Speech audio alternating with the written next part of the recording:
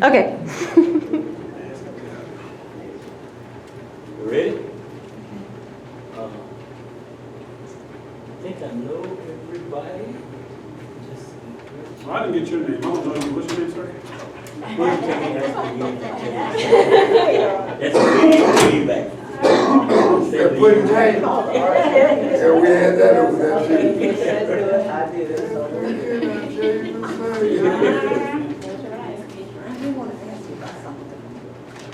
Okay, let's get started. As most of you know, I was just, some of you may not know, but I was just added to the board of the National Black Storytellers Association. And there's a group similar to this group right here right now. We go about storytelling, telling oral history. And you all got lots of oral history, because you were telling each other just as I walked in here. Oral history. Sophie had gone way back. She was going way back, and she brought up her grandkids and stuff like that. So we'll get started. Let's do it this way. Tell me your name and your great grandmothers. Sissy Dindy. And the great grandmother would be, actually, the one I was going to ask. Margaret, Gudger, Carter, God only knows what else. And if you don't know it, Oh, no, there were a lot of them, that's why. yeah, part of this is to trigger you. If you don't know, go and find out. So it's your harvest and it goes on. I asked myself that question last night, and it was like, oh, great grandmother, oh, I'm the grandmother, oh, great grandmother, there's Annie and next. And then there was somebody named Dina. And I'm like, Dina's name did not transfer through to today. For some reason, that name died a long time ago. And I couldn't figure What out. is it again? Dina, D-I-N-I-A-R-A. And I'm like, who's this? So some names died. And then I was telling somebody, oh, when you go back and do your ancestry, also in my county, there was a set of black barrels and there was a set of white barrels. And then in different parts of the county, and so when you're looking for people in ancestry.com, I have to look down there, go over to that column first, which says white, black, and mulatto. There you go. And in my family, it changed. Back and forth. Back and forth. Yeah, I got the same thing. Oh, William Dindy, same. What was your grandmother's name? Margaret. Margaret? Mhm. Okay. Maddie. Okay. Zoe Ryan, librarian in the North Carolina room. I can only do grandmothers Okay. without my research. Enid Stuckey Ryan from Indiana would be my paternal grandmother, and my mother's grandmother was Nellie Dean Harbison. I'm Jim Abbott. I'm a retired rector of St. Matthias Episcopal Church here in Nashville. One of my great-grandmothers was named Mary Sefton, and Sefton is my actual first name, so I'm named after her. My name is Claude Coleman. I own the Rabbits Motel on McDowell. My great-grandmothers was Lou, the twins, Mama Lou and Mama Gus. So one was Gusta, one was Lou. And they're from Linden, Alabama. Well, we in Alabama, Massachusetts. Okay. My name is Sophie Dixon. My grandmother was Mary Coleman. My name is Kathy Scott, excuse me, and I've lived here since 1986. And my grandmother's is as far as I can go back. Anna Clark, Carrie Pancoast, Eleanor Taylor. Rashida McDaniels. I work for Buncombe County Community Engagement, and my grandmother's names are Annette McDaniels. Maiden name is Logan. And my great-grandmother on my father's side was Gladys Logan. Her son was Marshall Logan. And then my maternal grandmother is Minnie Brown. And my great-grandmother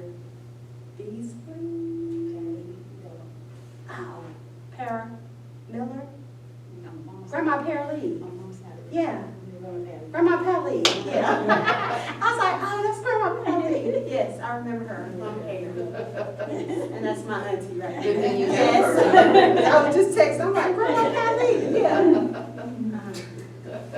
So my name is Keenan Lake. I'm also employed with Buncombe County on the community engagement team as well. I am a native of Asheville. My grandmother's name, my great-grandmother's name is Beatrice Payton. My grandmother's name was Dot May, and that's on my dad's side. My mom's side, my grandmother's name was Louise Crawl. They're from New York. And I don't know my grandmother, my great-grandmother on my mom's side. But yeah. Good afternoon, everybody. I'm L.C. Ray, one of the ministers in the city and county, and just good to be here and see friends as well. My grandma on my mom's side was Margie Forney. She lived on Ridge Street, not too far from here. On my dad's side in Madison County was Victoria Ray on my dad's side. So my great-grands, I didn't know they were. My name is Martha Boyce. I was born in Lawrence, South Carolina. I moved to Asheville when I was in the first grade. And I have a twin sister, she'll be coming here later. We were 6 years old and went to Hill Street School. Yes, from Hill Street on to Stevens Lee High School. And on my, I'm going to come back to others, that's just my grandparents, I can remember great-grands. Well, on my father's side, my grandmother was Apparently Miller. On my mother's side is Minnie Adams. And my mother's named after her mother, her name is Minnie too. But I'm just glad to be with you all. My name is Joe Newman. I'm a volunteer at the North Carolina Room, and I'm on the board of the Friends of the North Carolina Room. And I have worked a lot with Zoe Ryan on interviews with African Americans in this city, focusing on the history of Stevens Lee, teachers there especially. And also we're working on the black elementary schools in Asheville right now. Hill Street is one of the good ones, one of the good ones. Let's see, as far as my kinfolks go, my maternal grandmother was Nellie Lou Deacon in Bryson, Tennessee. That's right down there on the Alabama line. And my paternal grandmother was Isabella Whitworth, and she lived in Donaldson, Tennessee, right outside of Nashville. My name is Catherine Calhoun Coachall. I'm a librarian in the North Carolina Room. My great-grandmothers that I know off the top of my head are Louise Houck and Catherine Calhoun.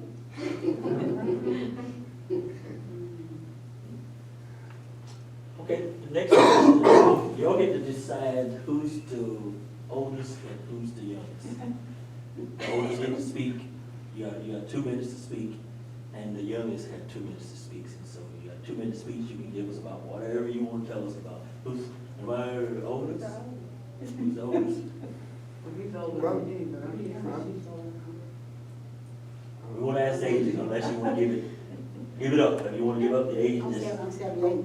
78. Anybody got I'm 78? 82. She got Huh? it. Maybe. I'm 82. Okay, 82. All right, 82 is the oldest. Who's the youngest? The youngest is gonna be over there. Okay, okay.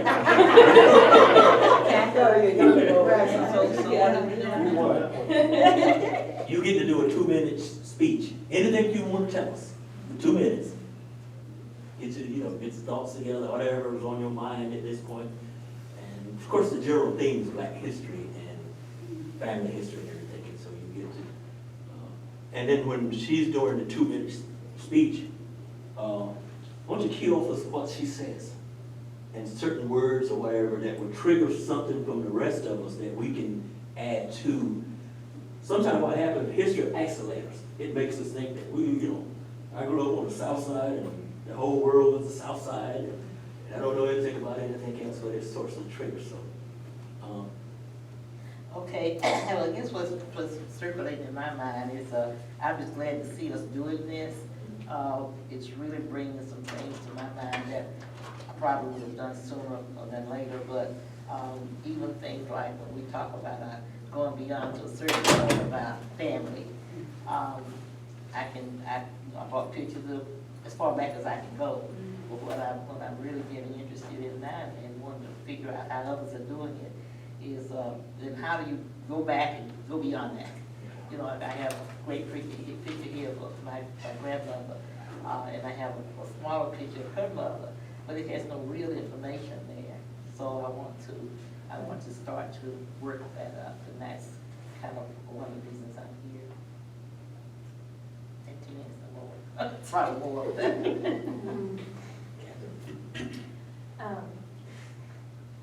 Well, I'm really glad that everyone's here today. This is a really good turnout, especially considering the weather.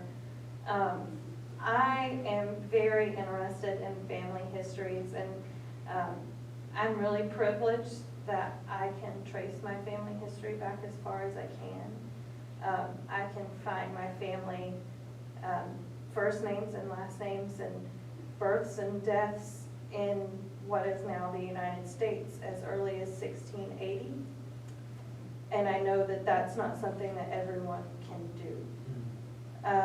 And I want to work toward a world where that's more easy, where it's a task that's not quite so daunting, and where we have more equitable access to archives and resources, and where we can find ways to put names to faces, because even with as much privilege as I have photographs of my family, I have no idea who those people are.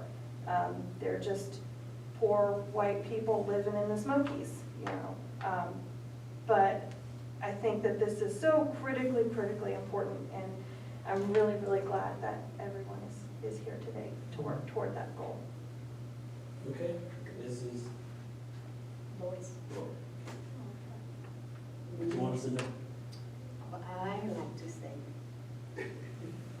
I tell you, I'm gonna say something about Stumptown. I went to Hill Street, first grade in Miss Cooper. And over here at Stumptown, we were a great big family that loved everybody. We got along real good, we played. Children nowadays say they get bored, but it's too much to do to be bored. But we never got bored. We got out there in the street and played, ripping and running, playing hopscotch and hide and go seek, you know, stuff like that. And I always loved the place that I grew up in. We had neighbors. If a neighbor was sick or needed something, you would be there for them. Children got along well, and if you was mischievous and did something wrong, you get a whipping at home, and the person could whip you too, and nobody, you know, we never got upset about that. If they could whip you and chastise you, and I appreciate every whipping that I got. I appreciate everything that our parents taught us. They taught us, they brought us up in church, and that's the main thing I like about it. We brought up in church, and we never got tired. But kids, some young people nowadays, they don't want to go to church. I'm not saying all, because a lot of them are in church. They say it's bored, but it's not bored. It is, you got to train them up while they're young, and I appreciate my upbringing and all, and I love the people that are in Stumptown. I love them all. Maybe Reverend Ray. We just had a great time in Sophie. We had a good time growing up in Stumptown, and so many good memories from everybody over there. And the thing about it, we had this church over there called Welfare Baptist Church. We had a good time there, and there in that little church. So many members in there and all. And then like everyone say, everybody would say the same thing I'm going to say. We had the best parents in the world. We don't say that. But Minnie and Thurston Brown, they were something else. And I never will forget the upbringing I got from them and all. It's 11 of us, and we all still living. I'm 63, the year is 63, and my brother in New Jersey is 83. And God has blessed us all still to be together. And I just thank God for all the good memories, and I thank God for coming here with you all and just listen to your stories and all. I appreciate my upbringing and all. Okay, we're gonna trigger off of sometime while people, you raise your hand, Jill. Yeah, thanks. I want to sort of tell you a little bit more about the work we're doing in the North Carolina room in terms of talking with people and getting their history. And Joe and I had talked with Reverend Ray, and we get his story, and we're able then to, from his information, who his parents are, and it gives us a focus, and then we're able to do a little more research and find out his past history. We also interviewed Sissy and Butch, and their history is well documented back to a great-grandmother who was a slave in Swannanoa. And, and we have a recording of her mother telling that story. And even though they had a lot of their genealogy done, when we interviewed Butch, it was one of the most incredible sources he was for Stevens Lee. And especially during the A-Scores work. Civil rights, Civil rights was just incredible. desegregation. So if we can, we do it one by one, but as we meet you and know you, if we could have the time, about an hour, to interview you, then we can help work with finding family members that you're missing. That's great. And Joe brought up the work we're doing with the teachers in the black schools here. We have been, right now we're working on the very first teachers at, you may think of Catholic Hill as being the first school, but there was actually one before that called Beaumont School, and it opened here in 1888, the first school operated by the city. Before that, there was a black school, Beaumont Academy, in the same building, operated by the county. And I don't think there were any public schools for whites during that time. So these teachers are profound people. They really cared about their education and about what education meant to the black race, and to save. Their lives are so important to save, and we can only save them by working on them one by one. And we're going through that whole history and documenting it. We've got scrapbook notebooks out in this next room of the work that we have done, all the newspaper clippings we found. One of them is at the Stevens Lee Alumni Center, and all three of them will be there when we get them complete. So please come to us and let us set up give us your information. We can talk to you as we can get there and interview. It'd be really special. And that work is available online now too. You can go to the North Carolina Room website and get on the Heard Tell blog. You know how in the South we say, I heard tell, but well, we have a whole series in the Heard Tell blog on Stevens Lee teachers. Just enter Stevens Lee once you get on Heard Tell. And then if you'll enter black schools or early black schools, you can see that work at Beaumont School. So y'all, please, I'd rather see it in person than see it on the web, but the web is a pretty good thing too. Okay, let's go, religion. Reverend Reed, pretty much you have always had black congregations, right? Father Abbott, you have had what, mixed congregations? Yeah, St. Defiance started as a church within a church, the Trinity Church. It was called the Freedmen's Church. And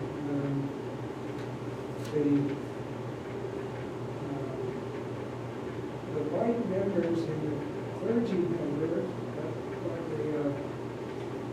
the congregation that helped really get it started was very interesting because two of the three main ones were slave holders, and two of them were Confederate Army soldiers. And what's remarkable to me is the turnaround that they were able to make to, after they lost the war and lost a lot of their, I hate to say it, property.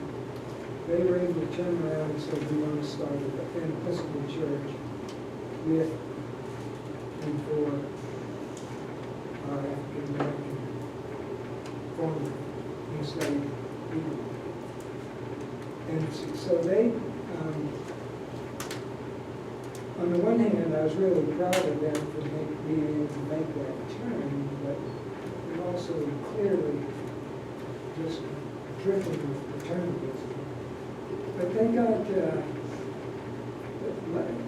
Captain Patton gave land on what is now Dundee Street and raised money to get a chapel built there. And the chapel is called Trinity Chapel. And that is where the first, the first organized school for the freedmen was located in Nashville. And so it was a two-story building, and the top was a church, and the bottom was a school and Sunday school. And it was really the only formal education for the freedmen for years. And so that's a key. I have looked and looked for a picture of that original building, and the only one I've been able to find is in an old newspaper. There was a picture in a black-owned newspaper in the 1930s that only was in existence for 2 years. So we tried to track that down, but there's no record of their records. And the present church building was built in 1896. It was, the cornerstone was laid in 1894. First service was in 1896. But what's significant about that is that was, as far as I can tell, the first major contracting job that James Vester Miller did. He was only 35 years old when that was started. And I think because it's such a magnificent building, that propelled his career on to build a lot of others. So, St. Matthias, James Vester Miller was a member there. Isaac Dixon was a member there. Francine Delaney was a member there. So we have rich roots, and I've tried to dig in as far as I can. And I'm so glad to see this gathering, and I wish this had been done 50, 30, 10 years ago so that we had more information that's already lost. But thank goodness for you all saying, we got to save it now as much as we can when we got people living who remember a lot of it. So I didn't know I was going to speak. I want to continue to listen. Continue to listen. Okay, Reverend Ray, Black churches. Thank you. If I could, let me say first, thank you, Deacon Harris, and to these very fine people here at the site here. Remember when this was built, a lot of us.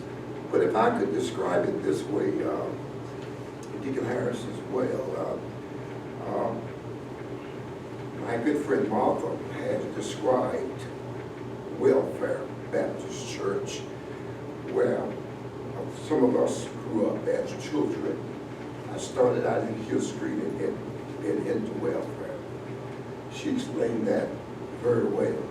But if I could explain it this way, I have been pastoring in Western North Carolina. This is my 50th year. And I have a friend, C.R. Mosley, that have some years on me as far as pastoring in the area. We're seen much to take place. I was honored and very lifted in spirit to have given 38 and a half years in the Henderson County area at Greater New Zion Baptist Church. We saw many buildings that were bought, and for a lot I was looking at that. And what I do have, you know, my other job, I guess I could say, is in housed in the Flatiron Building, so we have to, you know, everybody has to go there, have to find another place. So I was putting together just, sites of newspaper articles and a lot of things on down through, but I'll be sure to bring a lot to let, you know, I can't depart from it, but I'll let you see it. I'll be happy to do that. But the Baptist Church, here we have quite a few outstanding Baptist churches here in the Western North Carolina area. I've been fortunate, and I guess the honor to have served as president of the Baptist faith in 5 or 6 counties ever since 94. In 94, Dr. John W. White, Sophie's pastor, then took a liking to me. You know, a young minister in town, I mean not in town, but in the service. So what, prior to that, I guess in the 80s, Roy, Shaw University, which is a Baptist, Black Baptist college, one of the leading black colleges in America. They wanted to have a site here in Western North Carolina. So Dr. White saw whatever in me. He told the officials there at Raleigh, he said, I have the right person to be the director. And he said, well, I would like for L.C. Ray to do it. I got them pictures, all the pictures too, in 91 and 92.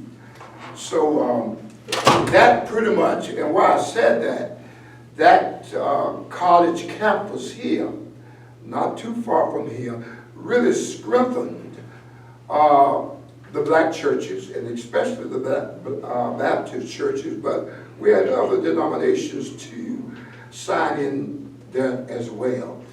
During my tenure for almost 10 years, we had about 82, 83 to come out with a Bachelor of Arts or Science degrees. They're at Shaw University, and I think it was housed there on College Street for close to 30 years.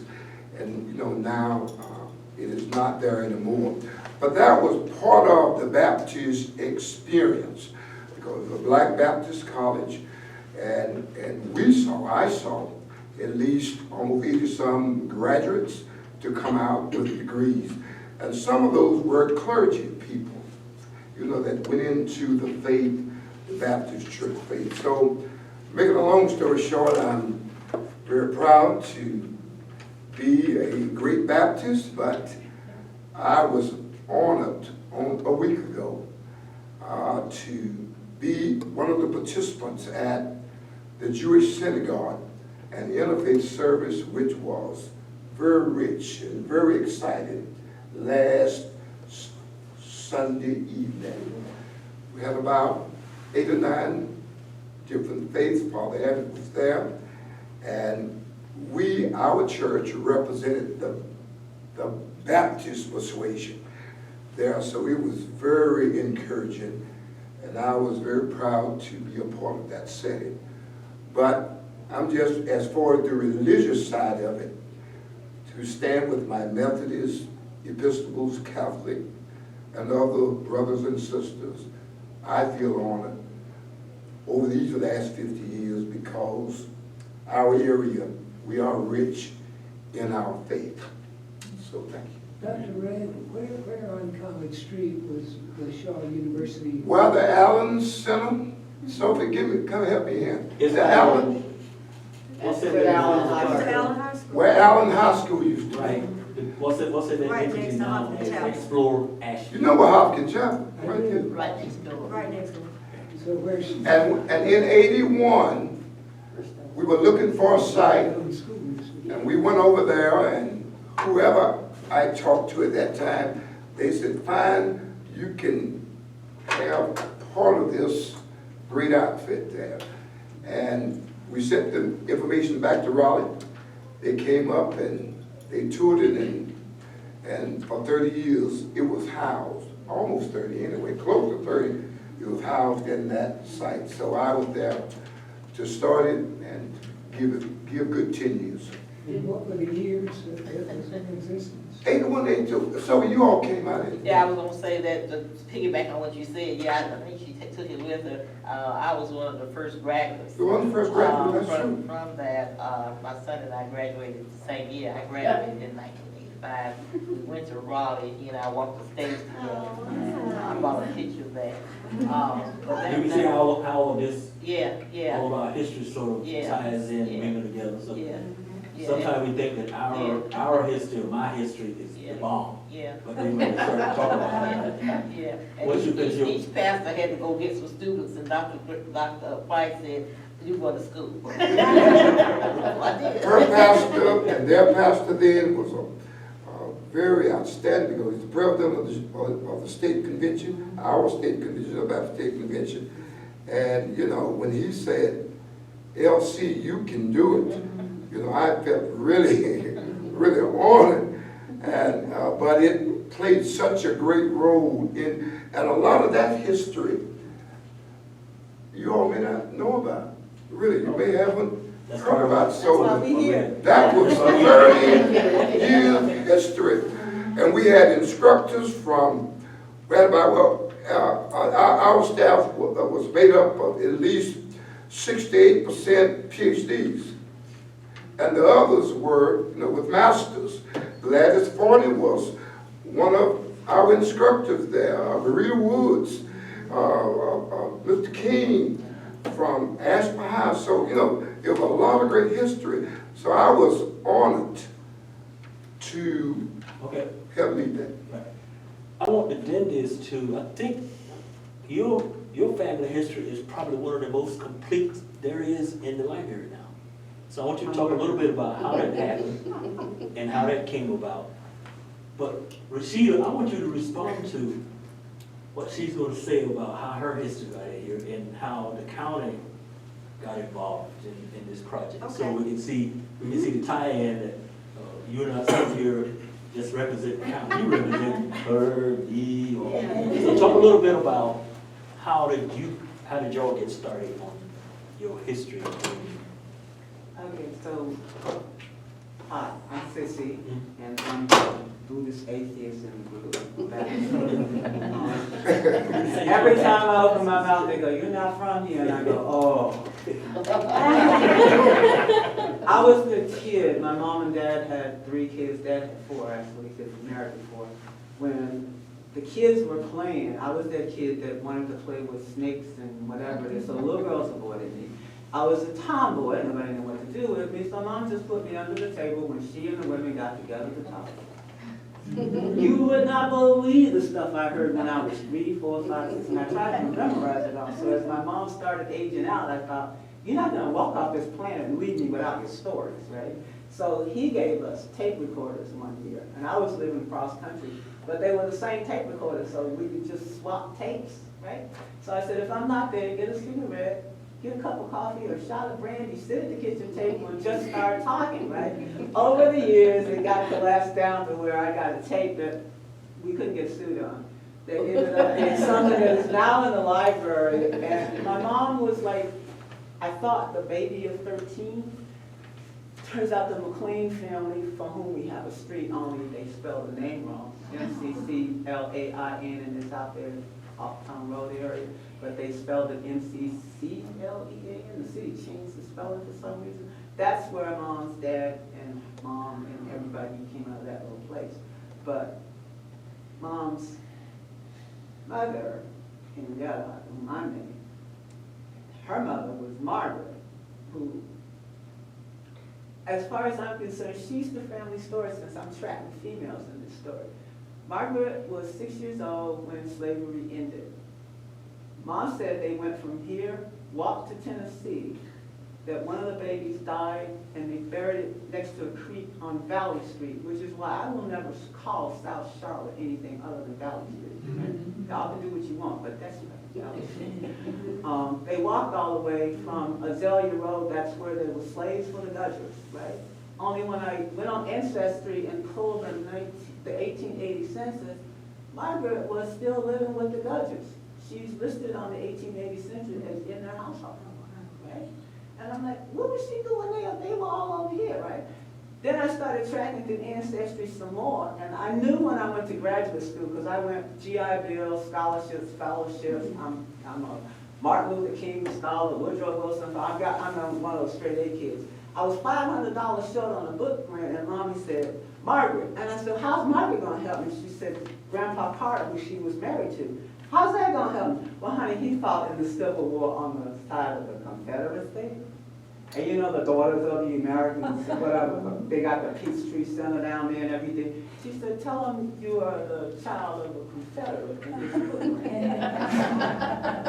At the time, I had myself a family Bible that proved it, but I also had the pension application that Margaret put in to get his Civil War pension, right? Thank you, Margaret. So I got my money, and they later asked my brother when he was doing lights or something for him that I want to join the Daughters of the Confederacy. He said, I don't think so. Probably the Black Panthers at this time. So that's how we got started. And when they asked for, shut up, Doug. When Zoe asked for stuff, I showed up at the library and nobody else was there, and I showed them with the photos and everything. And we've been working ever since to get all of this online. So that's it. Why are you important to the county? Well, I don't know how important it is to the county. What's important to me, I just so happen to work for the county. Number one, let me state that. I am a native here. I am very proud of my family, McDaniels Browns, and my granny had 12 children, 11 living. This is my auntie right here. And my father was a district attorney here. I think he was one of the first black attorneys in Asheville. And I want to be able to track that information. My job allows me to do that, and when I met Catherine, we have a connection, and by talking to her, is that Boozer is her uncle. He used to work on my car when I was in college, when I came here. My granny, Anna McDaniels, used to be the director. Is this the same place where it says, Boozer where you go to take a leak? Best place to tell Yes. to take a leak. That is her uncle. He worked on my cars when I was in college. And my grandmother, Annette, used to be a director for the city of Asheville for the City Opportunity Center, who she bought me my first car and sent me to Boozer every time I came from college. There's a connection. Yes, so as I've been doing this work, I also supervise a team who is specialized in working with the Isaac Coleman Collaborative Grant, which is a $1.5 million grant to preserve our African American history and connect our community to pathways of employment, education. And Ms. Sophie is the president of Shiloh, who I'm connected to, that has a piece of that grant. So when I was looking at things, I realized all these buildings and salons are taken away, and my aunt Florence, who lived on Pearson Drive, had her own hair shop in her home and made grease called Grills Grease. And she used to press our hair, and that's no longer there, but she had her own salon there. So I'm like, all these places are missing, and we still have our elders who I love every day that I'm blessed to work with, and my family, that I need to capture this history, because one day it's not going to be here and I don't know it. So I'm going to make every opportunity, and I remember Dr. Ray living right behind us on Tacoma Circle, which that community used to be mostly African American community. And I grew up at Randolph Elementary School. Most of my teachers were African American. I could walk up the street, I could see Miss Bako, which was a phenomenal teacher here, Miss Maple, Sandra Maple, who she was married to a Globetrotter, Willie Maples, Mr. Linton, who was a teacher at Randolph, that he was known to be very strict, and Miss Shaw, who went to Asheville High, and the importance of being able to go to a school of teachers that looked like me and could celebrate the history that wasn't in our history books, and knew it. And I was just, it made me want to go to college. to Central and UNCG and get my master's as well in social work, and that was just important. Central. Yes. Ranger. And my father's, and my grandfather, Leonard McDaniels, was a veteran, but also gambled on Eagle Street to send his boys, all three, to college. My father went to Central, my Uncle Gary went to Johnson C. Smith, and my Uncle Harry went to Shaw University. So he gambled a little bit, and I remember when he won, because we had the nicest stuff, but that's what he did for his family, and I know he was in, what's the restaurant, Flamingo, what's on Eagle Street? It used to be a, Ritz. not Ritz, but it was another one that my grandfather used to gamble in, but I just Del remember. Carlo. Del Carlo. So Oh, Leonard. that was big. Yes, so Leonard McDaniels, yeah, he was, I mean, I just remember them telling stories about when I was growing up, how my grandmother went to Howard University and came back here to raise a family. So I want to document that history, and while I'm doing that, not only my history, but the history of others, because we're such a low percent in this community. Our 5.7% of African Americans in Asheville. So I'm trying to reach out to all families and say, tell your story before somebody else tells your story. So that's why it's important to All me. words they don't tell us. Yes. Let's go to Claudia. Thank you. You were not raised in Asheville, but you are a big part of Asheville now because you're trying to revitalize the rabbits. Yeah. Tell us about that. And while you're doing that, I'm going to start thinking about rabbit stories, okay? Oh, please, yes. If anyone has any rabbit stories, please share with me. I know the place has been around for many, many years. Meant a lot of, it was important to a lot of people in the community. Yeah, I could talk forever. I don't want to hog anyone's time. I'm from Newark, New Jersey. Newark, like I think a lot of cities in America, went through a similar sort of historic course where there was this period, or many periods of Black excellence, Black exceptionalism. So across the board, be it the businesses and the neighborhoods and the schools and the hospitals, and then it was sort of decimated, sort of forgotten about, and then even the memory of that is getting trampled over and lost. So when I came to Asheville about close to 10 years ago, I'm a musician, an artist. My friends and I, we needed a resource for younger musicians in the community. We were looking at properties to create this resource of practice spaces, workspaces for musicians and artists. And then we found the Rabbits property. And this came after about 3 years of looking at properties. If you want to get a sense of what it's like to try to start a business in Asheville, I mean, I felt like Obama, like after the first year of presidency, like my whole face went gray. But it took us years to find people who own property to go along with what we were trying to do, which is more for the community, not so much the tourism industry, not so much about just business. So we found a property, and then I went to a brewery, and then we found another property. I went to the third chocolate store, and then we found another property, and I went to the 8th location of this brewery, and so on and so forth. And then we found Rabbits. And I didn't know anything about rabbits. Again, we were just having the mindset of trying to create this resource for the art community, music community.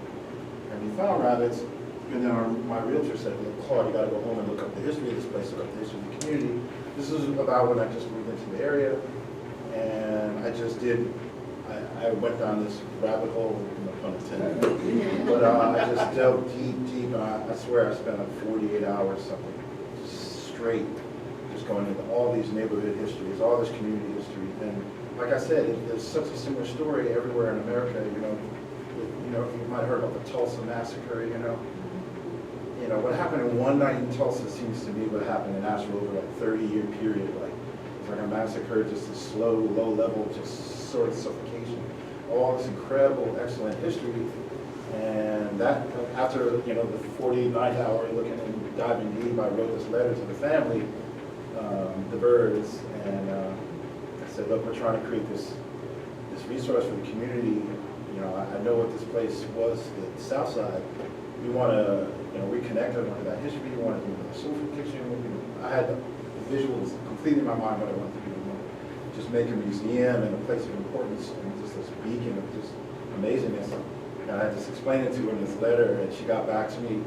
And she put us under contracts for this place, and they were sitting with 2 cash offers on the desk, and I know like everybody, like myself included, they needed the money, but they held out, and it was a really amazing experience just getting it, and then that just further dedicated me to the purpose and the mission, and to me, the mission is about reconnecting people to this history, because when I grew up, I'm 51, and when I grew up as a musician, I had like the Ohio Players and the Commodores and the Kool Gang.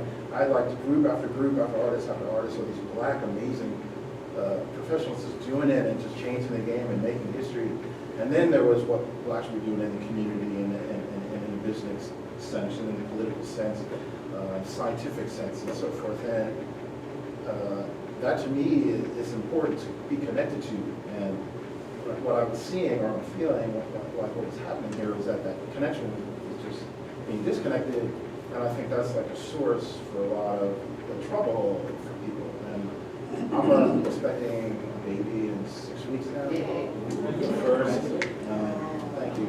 But I want my child to grow up in a community that sees black faces, that understands the importance of it, what they created, what they're still continuing to create.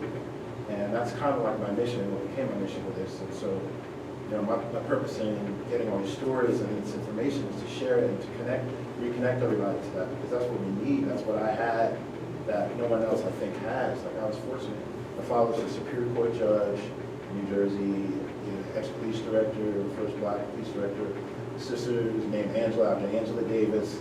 Like, my whole family is just like power, principles, power, do it. And that's the only thing I know. Like, I'm very in touch with what it took for me to sit here, for any of us to sit here and under these false pretenses of these, fragile civil liberties we got and do this. So it's a very important thing that I'm doing. It's really important for me to be here, to hear these stories, and that's like my overall mission. It's just bringing this stuff up and just having everyone get connected to this greatness, because we can continue it. It needs to be continued. There needs to be more of that. It's almost like that was more excellent than what's happening now, and like we digress. Like, I want you to progress, so I'm trying to be proactive, so that explains it all. That explains all lots of it. Let me bring another element of Asheville into the room that a lot of times we don't talk about. Asheville has been one of the places where elite athletes have come out of Asheville, that have gone on to play the Super Bowl, those kinds of things. And we have one of those athletes here, and I want you to tell us a story of who you are and how you fit into that athlete thing. All right, so athletes, so yeah, who am I? So yeah, I'm Keenan Lake, a native of Asheville. I am 42 years old. I think besides you right there. When you said the youngest, I know you were the youngest when we were doing the panel. Before she walked in, I was the second youngest. So I was like, I'm the second youngest one in the room now, and then now I might be the fourth youngest now. Yeah. But I'm 42. I played basketball. I look like a football player now, but basketball was my sport. I was one of the best basketball players in the state of North Carolina in 1996 when I graduated from high school. I went on and played for University of Tennessee, Chattanooga. My freshman year, we made it to the Sweet 16. We lost to Providence that year in Alabama in the Sweet 16. I went on and played pro basketball in England and Mexico, tried out for 2 NBA teams, almost, but not quite. And then for the last 17 years, I've been a social worker for the county. And about 8 years ago, I also started a nonprofit called My Daddy Taught Me That, working with young men. My father, Benny Lake, played with the original Harlem Globetrotters, Curly Neal, Meadowlark Lemon, Geese, and all those guys. And so growing up, I was able, when those guys traveled to Asheville, I was able to be in the locker room and meet all those guys, and Curly would come up just about every summer to visit, and just was a really, really amazing childhood to have both my mom and my dad. But then also to see, men, and things like you talk about how we lost, I was able to see men, groups of men, particularly black men in the community, doing so many positive things, whether that be organizing groups, whether that meaning running clinics and having 50 kids at one point in time, you know, coming out to basketball camps and clinics and, you know, just doing things all around the neighborhood. You know, me and a couple of my homeboys, we talk about this right now. There was nothing. Actually, if you, right below Montfort Avenue, right there if you're going towards UNCA, there used to be a gas station right there with a car wash. Used to be a car wash. People used to give my father things just, you know, because of things he was doing in the community. They gave him a car wash and said, look, we know you're doing this for the community. We want to be able to support and help you out. But one of the biggest things that, you know, that I remember was that they gave Logan, Lake, and Bailey, they gave those guys an entire mountain. They were going to do the Skyway Resort with this mountain, and they needed 500 petitions to get this whole, so the mindset was that it would have been a haven for African Americans in Asheville, North Carolina. The construction at the time was going to be $700,000. They were going to pay for that, and they were going to give them this mountain to develop if they would have only got 500 petitions, this 500 petition list signed, and they couldn't get it signed within the black community. And so we talk about that now, how that would have probably changed the entire structure of Asheville, North Carolina when we talk about blacks in this community. Like Rashida talked about, you know, Mr. McDaniel's attorney, you know, we come from a rich heritage. We come from a lot of people who did a lot of ground paving work for us to stand on the shoulders and the backs of and continue to, you know, to move forward.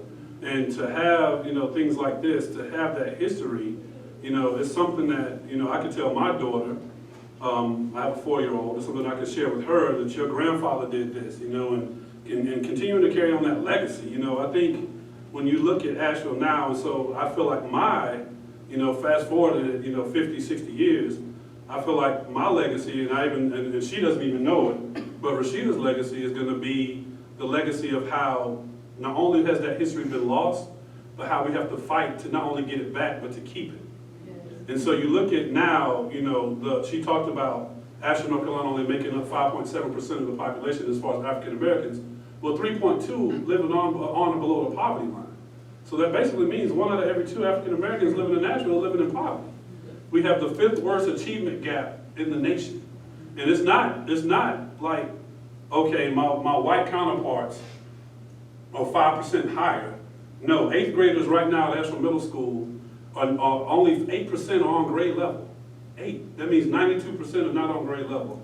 Our white counterparts, 87% are on grade level. You know, we talk about the disparities over, we live it, we breathe it, us three, we're in it every day. And for me, you know, I'll end with this. For me, growing up in Asheville, North Carolina, where you could throw a rock in any direction and everybody knew Benny Lake, everybody knows my name for the work that I've done and what I'm doing now. You know, this is my hood, this is my community. But there is still a glass ceiling in Asheville, North Carolina as a black man that I can't get through in my hometown with all of my success, my education, my resources. And so how can we as a people make this better for the ones coming behind us? And so I think that's our fight, how we can make it better and really be able to, you know, I think Dr. Mullen said in 2030, with the way the landscape is going, with, you know, with global warming and everything, Asheville's going to be a hub, you know, with the mountains, with when we talk about weather, Asheville's going to be a hub. And so you talk about, you know, 30% of 100,000 people, so it's going to be 30,000 black people going to be in Asheville, North Carolina in 2030. Well, that's a lot of black people, you know, but for them to come here, how can they know the history that was in Asheville before they got here? How will they ever know, like, because right now, if you come to Asheville, her friends do it from college, my friends do it, and by the way, Mr. Harris, I went to NCCU. You know, I heard y'all talking about Shaw, but I went to Central, so, you know, we are eagles, we fly high above the rest. But, you know, how can, you know, people come to Asheville, my friends come, where are the black people at? Where the, you know, where the black people go? You know, where are there anything for black people to do? We know Mission has a problem retaining people of color, and not only just Mission, it's about any entity. We can't get school teachers of color because there's no life for people of color to come and say, okay, well, I can go to Asheville and not only can I make a living here, but there's a life for me to have here. No, I'll go to Charlotte, right down the road, and make more money and have a better lifestyle, or I can go to Atlanta. So how are we going to change the dynamics? You know, and I think that's our fight. I think that's for us to remain here She has 3 degrees, she could easily be somewhere else, and she's created several programs for the county, and probably can get some, we might be done. We might should have left, that's what we might should have left, but no, right, how can we? He failed how to can we- mention that he bumped his head when he was playing basketball. But no, how can we change the dynamics to make it better for those coming behind us?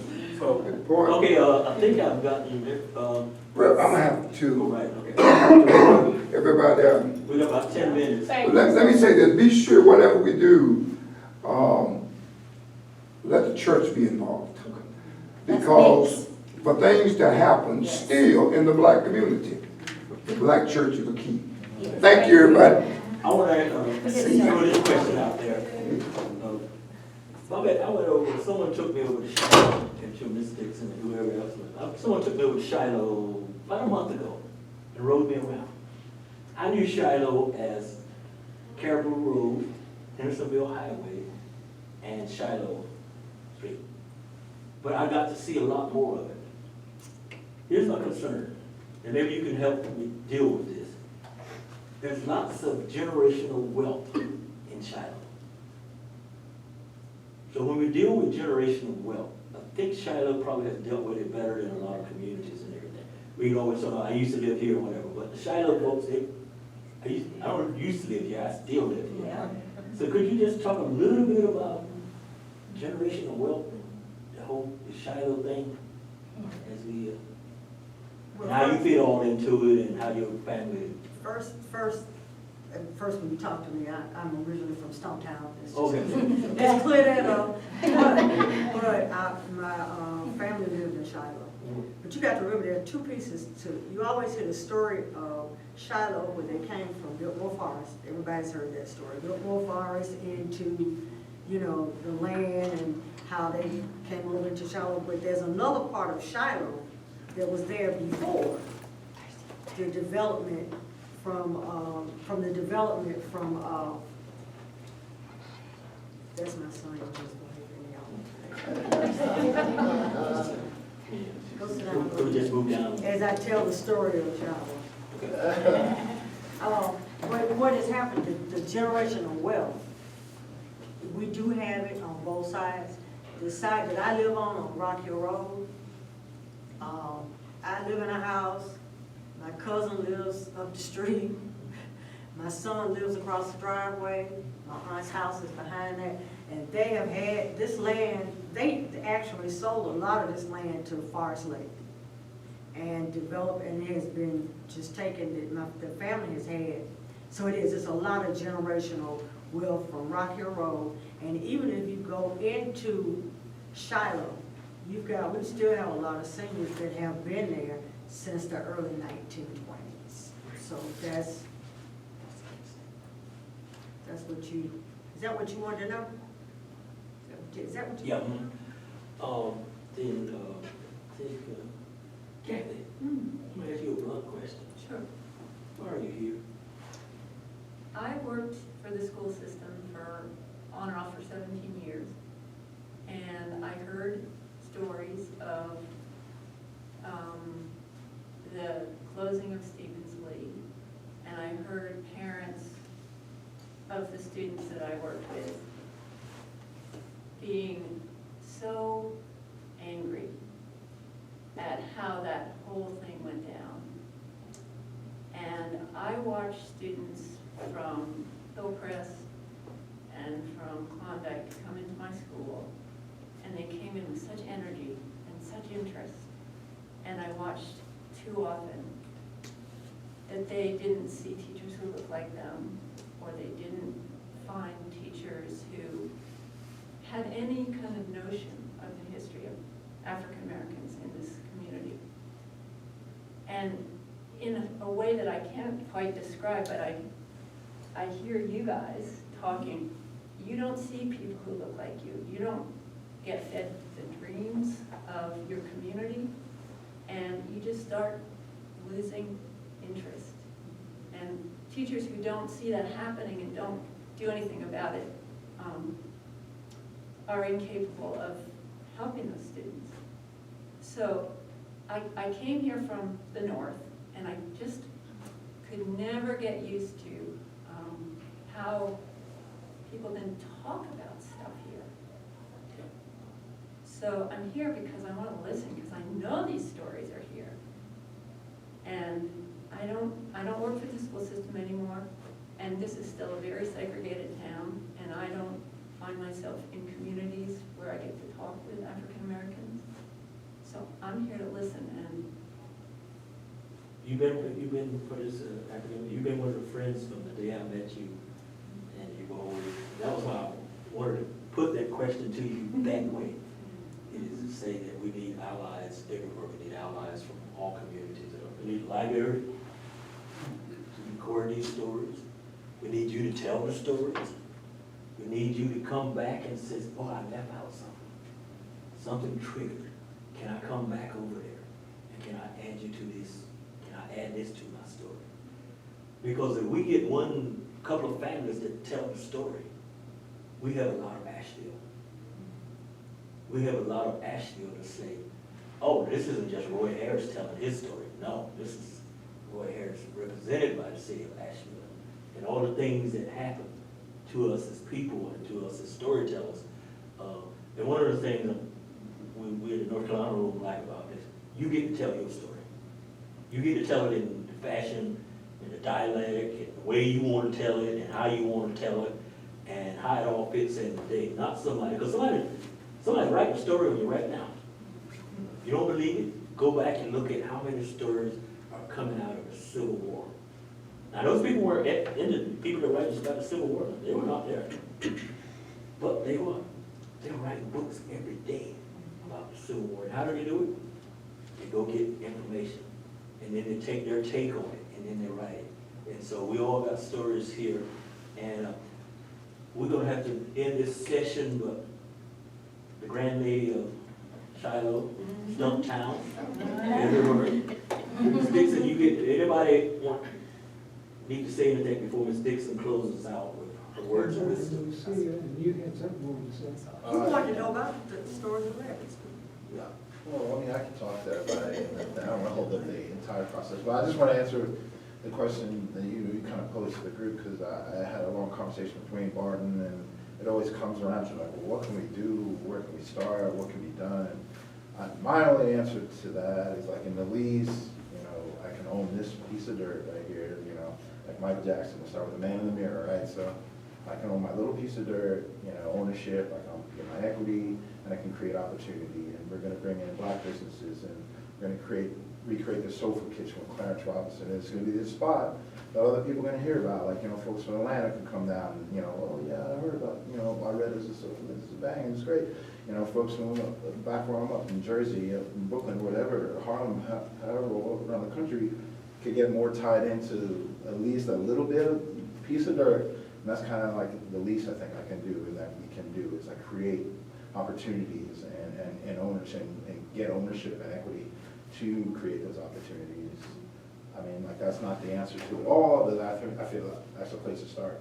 You know, giving Clarence his own business, his own, you know, direction and vision, let him go with that. We have another business there, we're gonna lease to another African American. That's 3 Black-owned businesses in this little area, and that'll spread, I think, you know, people catch on to that, so hopefully.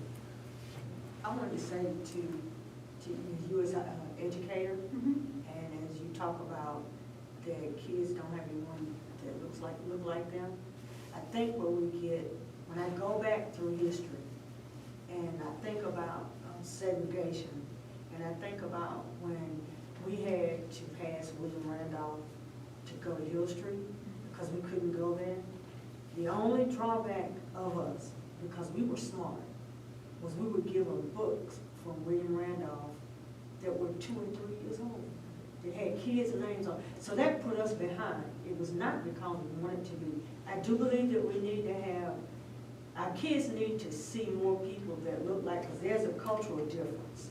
Because what I can say to a child, you can't say to a child. What I can teach to a child, no, I can't do it. But I'm just saying that as leaderships, as African Americans, but we have, this city was not founded on equality. Let's put it like that. It's a tourist town. And the only reason that you see the African Americans that you do, because they were brought here to be domesticated, to do domestic work. So that's why I think this is so low. But as my parents stayed and I grew up, they wanted me to go to school. They wanted me to go to college. But we didn't want to come back because there was nothing here for us. But I think I don't like the fact that a kindergarten or first grader has to get on a bus and have to walk and have to ride for 45 minutes with other kids to get to school. And they get there and you expect them to sit down. And the teachers to try to teach them from that vantage point. So I think that, you know, we adapt to all different types of things, but I think structurally it's got to be something in place if we're gonna pass that achievement. They don't wanna call it achievement gap now, it's opportunity gap, because achievement gap sounded so bad. But I'm with you as far as we need to start raising up teachers. We need to start getting engaged in our own young people to stay and to work and bring some purpose for them. So I understand what you're saying. Okay, we're gonna wrap up. I'm Dixon. You Dixon? The only thing I tried to give them this piece of information, so now it's gonna be recorded. In 1959, when I married, I spent my honeymoon in Radness. Dixon Studio.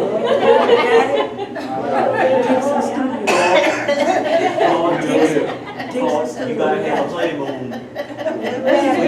Go over there and show us the door. We can put your name on the door. How about I think this is just wonderful, and you know, we're in Charlotte, we're just across country with all of our children, and most of our programs, we try to make sure that some part of it has a piece for children and young adults. And we have a young adult group coming on now that we're trying to groom. It's kind of hard, but they're coming. They call themselves Team, T-E-A-M, Us, and it's amazing the things that they're accomplishing. And so I encourage, and we encourage every community, and I think all the communities we're working with do have youth groups, because we've got to do that. We can't wait for somebody else to do it. We've got to do it. As a close, and Catherine's gonna come and tell us what's next. But, you know, there's certain things as a 6-word story. Simple as that, 6-word story. I'll give you one. You don't know, go out here and think about it. Here's a 6-word story. So sometimes your stories don't have to be elaborate and all that fun. Here's the story. The fat cat chased the squirrel. Okay. Got it? The fat cat chased the squirrel. That's the story. That's a simple story. Now you can add to it, you can say, well, how fat was the cat? Was the cat on this side of the yard or was it on that side of the yard? Oh, what part of town was it in? Was it Shiloh? Stumptown? Gilmore Forest? Have you ever seen a cat chase a squirrel? He has to do what? Sneak up. She got it. Go sneak up. Sneak up. So my point to you is, however you gotta get your story in there, in the 6 words, get it in there. Do it. You don't have to have a big audience sometimes, you just introduce that story. I mean, Rabbit's Hotel is a story within itself. Because when you start to talk about Rabbit's Hotel, and then I remember them fat pork chops. All right. Thank you. This was not these pork loin that the thin ones. No. That's a pig. Thank you very much, Catherine, for coming. Thank you for your stories and thank you for. Thank you, Mr. Harris.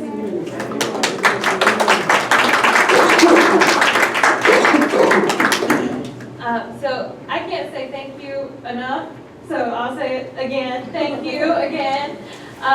So for those of you who brought materials to be scanned, if you'll just make your way to the North Carolina room just down the hall here, there'll be folks who are going to sit with you with a recorder and flip through those things with you so we can have a record of what that stuff is and what it means to you. And then the next step after that will be scanning it. And otherwise, hang out, talk to each other, get each other's contact information, get comfortable with hanging out down here in the North Carolina room, take a look around the North Carolina room, ask me questions, though, any of the folks who are board members of the North Carolina room. This is an afternoon to meet and fellowship with one another and talk about history. So again, thank you all so much for being here, and we'll wrap it up. Thank you, Kathleen.